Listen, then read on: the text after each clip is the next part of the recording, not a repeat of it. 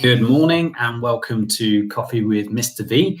Here we are again, episode 36. I'm closing in on the half century fairly soon, so that'll be a neat anniversary right there. Anyway, let's crack on. Today, I just want to finish off on the kind of series of 3 videos that I've been doing with protectionism. So we had tariffs, we did the domestic subsidy, and today we'll be looking at quotas, okay? You know the score by now. If you want to participate with Coffee with Mr. V, go and grab a coffee or whatever your favorite liquid is, put it in a glass, a mug, or a cup, come back to me, and together we are going to do the synchronized sip.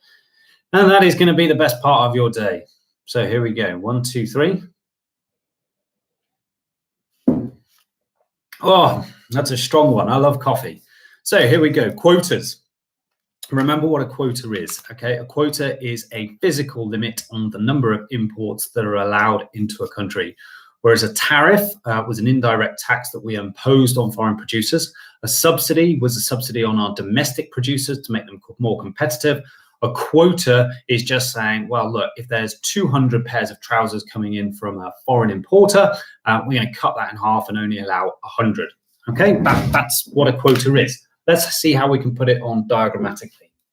Now, as it stands in both the IB and the A-level specification, all right, you don't necessarily need to know the quota diagram, but I personally think it's very useful, both in terms of any points that you want to make, any comparisons that you might want to make with other forms of protectionism. And, you know, if you're going to talk about quotas, well, why not have the diagram in your back pocket just so you could use it if you wanted to? You certainly would be credited for using it, even if you can't be penalized for not using it, if that makes sense.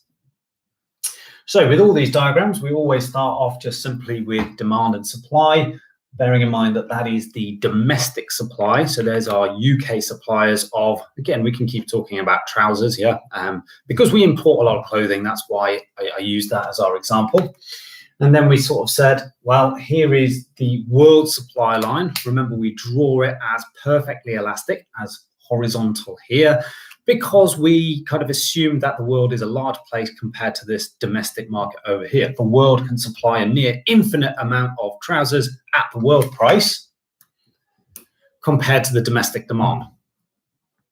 That gave us the quantity being demanded here and the quantity being supplied by domestic suppliers over here. And what we said was the difference between QD and QS, excuse me there, the difference here between QD and QS is the number of imports that come from our foreign producers, whereas the number here between the origin and QS, those are our domestic sales. And if you've noticed now, if you've seen the series of 3 videos, you'll notice that we always start with this kind of what I call the base diagram. I call it a trade diagram, but that's very much a Mr. V-ism rather than anything else. Now, the quota diagram, okay, says that we should cut these imports in half. Yeah, remember, quotas are a hard and fast limit on the number of imports that are allowed in. So we'll cut these imports in half to round about there.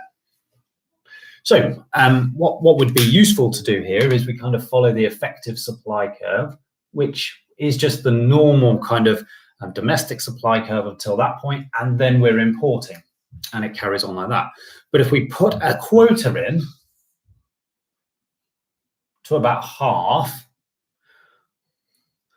that's our new quota. We're not allowing any more than that level of imports.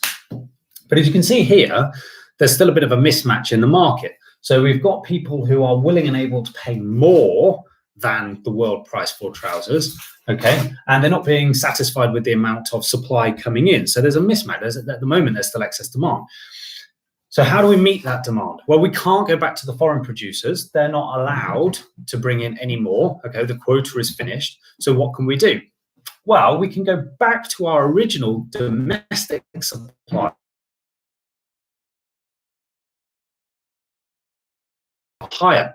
So they cannot do it at the world price. They'll have to do it at a slightly higher price. What we end up doing is we kind of break off this part of the supply curve, kind of snap it off right here, and we put it back there. And this becomes our active supply curve, okay? It is kind of kinked in that sense, upward sloping, okay, horizontal, and then upward sloping again. And so what has happened? We now have a new price, okay? The price has gone up to P1, a new intersection with the demand curve. There are our imports. So what is that distance there? Well, that is, again, it's our domestic suppliers. So we can put Q1, Q3 in here. Q3 is now the new total of trousers being bought in this particular market, okay? But of those, QS, Q2 is the number of imports because that is the quota, all right? That's our quota of how many trousers that we've allowed producers.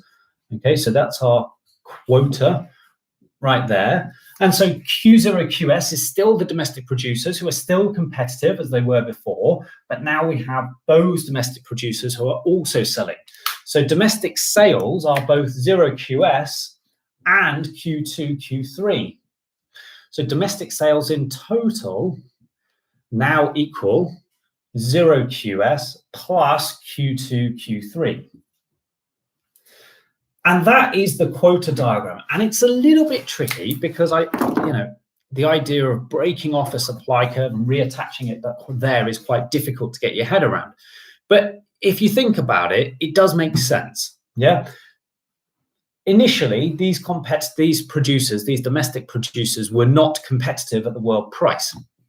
But when we put the quota in, okay, that created scarcity.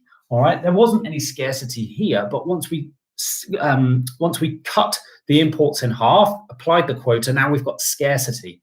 And whenever we've got scarcity, that puts upwards pressure on prices. In this case, it's people saying, well, we still want to buy this particular good. We still want trousers. Who can supply our demand? Who can satisfy our demand with it?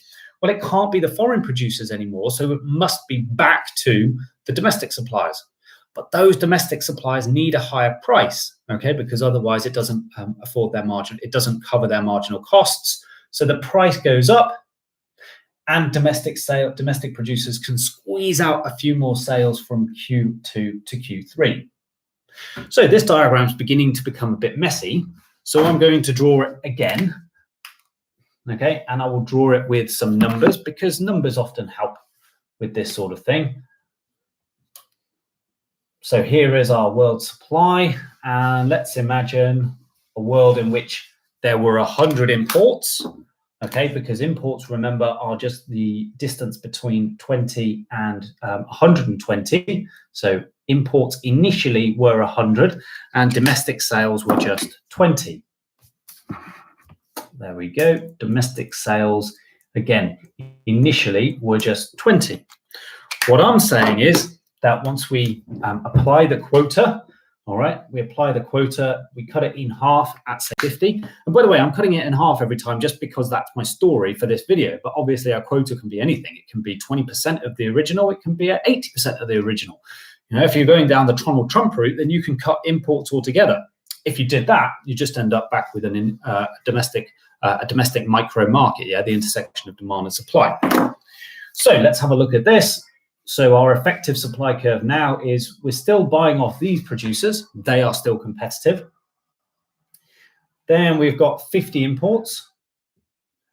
That's not plus 50, which is now 70. Okay, so we've got our imports. Let's just make that a bit clearer for you guys watching this. Okay, and then we're going back to our original suppliers, a parallel shift of the supply curve here. And look, this isn't meant to be a perfect linear function. I'm just using some numbers off the top of my head. Okay, but let's call that 105. Okay, so where are our domestic sales? Well, we've still got those 20 sales here, but we're now adding the difference there between 70 and 105, so plus 35, so it's 55. Our new domestic sales are 55 in this market. Is that right? That's right. So, you know, just doing a double take there, making sure it all adds up. It does all add up. So total sales in this scenario were 120. And now the total for there is just 105. So the number of trousers being bought overall has fallen, okay? But let's do some other analysis, okay? Who likes this? Who doesn't like this? Well, from a consumer's point of view, it's not a great scenario because the price has actually gone up. And you could also do things with consumer surplus here. Consumer surplus, remember, was that triangle there bounded by those red blobs. But now because the price has gone up, and it's gone up for everybody, by the way, foreign producers are still selling at P1. They're not selling at PW. They're selling at P1 as well. So consumer surplus has fallen. So consumers are a little bit unhappy. In terms of the government, remember with a tariff, government collected government revenue, so they were happy. With a subsidy, government was spending money, so we said that they were likely to be unhappy. In this scenario, it's neither. Okay, so the government's a little bit meh. Okay, a little bit meh face. Nothing really to talk about there. With regards to domestic producers, then, what do we know? Well, we certainly know that they've seen more sales. In this scenario, I've almost trebled their sales, going from 20 to 55, almost trebling it, not quite, but almost. Now, where is producer surplus? Now, this is quite tricky, so try and stick with me if you can. Initially, the producer surplus was simply that small triangle there. Now, they're selling at P1, but remember, it's only the domestic producers. So the domestic producers are only selling up to 20 here. So we should also include that bit, okay, the difference between the supply curve and the price. But also remember that they're selling these 35 units here. So again, it's the difference between the domestic supply curve and the price, which is that area there. Now, for those of you that are half decent at maths, you can probably work out that those two areas added together are the same as those two areas there. But the way in which I've drawn my diagram, okay, I would separate those triangles into two separate parts. Okay, so domestic producers are happy. They're happy because their sales have gone up. They're happy because their revenue's gone up. And you can see here quite clearly that they're happy because their their producer surplus has gone up as well. With regards to foreign producers are not so happy. They've had their sales cut in half by the quota. What I would say, though, is that those producers has actually gone up. So they were selling, where were they selling? They were selling 100 units at PW. Now they're only selling 50 units, but they're selling them at P1. So actually, it depends on the relative difference between the change in price and the change in the quantity. But yeah, it could be if the change in price is bigger than the change in quantity, that actually revenue's gone up. I suppose it would depend on exactly those changes, and you'd have to do the calculations to work out. But certainly because their sales have gone down, you could say that I don't know why I'm doing it in green, foreign producers are likely to be unhappy. And we care about that because, of course, that might lead to future retaliation. Now, look, hopefully that all makes sense. And, you know, it is quite a tricky diagram. But remember, the diagram itself isn't really on any of the specifications. So although you can, if you understand it, by all means use it, okay? But don't feel that you need to go, you need to spend loads of time on this to get your head around it if it doesn't make a lot of sense initially. One thing I am going to do, though, okay, is I am going to show you, because if you look this up in a textbook, you might see it done slightly differently. Okay, there's kind of two different stories with the quota diagram, and it would be remiss of me if I didn't just at least acknowledge the other way of doing this. I don't like it as much, which is why I kind of have my own story. All right. But in terms of all the analysis, it's exactly the same. Just bear with me a sec, because I've used water, the pen isn't coming out quite as well.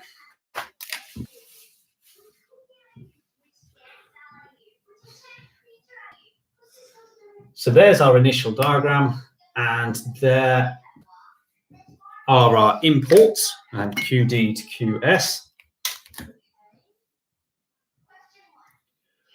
Okay. Now, what the other diagram does, the diagram that some people use, is they would basically do it, they would kind of reverse it, they would re-engineer the story. Okay, so they would say, right, what is the quota, and then work back from the quota. So if you had a quota of half of M, what they would do is they would kind of find the distance between the demand curve and the supply curve that was exactly the quota. So let's say it's about here, all right?